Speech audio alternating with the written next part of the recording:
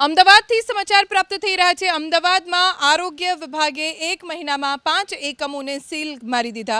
બાપુનગરના જય શ્રીનાથજી ચવાણા ભંડારમાંથી લીધેલા સેમ્પલ તપાસમાં નિષ્ફળ આવ્યા। કાંકરિયા રોડ પર આવેલા શક્તિ દાળવડામાં એકના એક તેલનો વારંવાર ઉપયોગ કરાતો એક્સપાયરી ડેટવાળી ચીજ વસ્તુઓ મળી આવતા નવરંગપુરાનું આદિત્ય એન્ટરપ્રાઇઝ પણ સીલ મારી દેવાયું છે।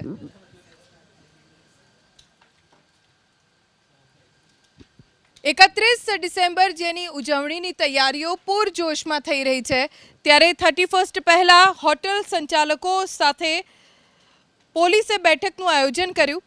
31મી ડિસેમ્બરે હોટલ્સમાં યોજાનારી ડાન્સ પાર્ટીને ધ્યાનમાં રાખી પશ્ચિમ અમદાવાદની 38 હોટલના માલિક, સંચાલક, મેનેજર, સિક્યોરિટી ઓફિસર્સ સાથે પોલીસે મીટિંગ યોજી, જેમાં હોટલ સીસીટીવી કેમેરાથી સજ્જ રાખવા, સીસીટીવીના મોનિટરિંગ માટે અલગ રૂમ રાખવા, હોટલના તમામ સ્ટાફનું પોલીસ વેરિફિકેશન ફરજિયાત કરવા અંગે હોટલ સંચાલકોને કહેવાયું।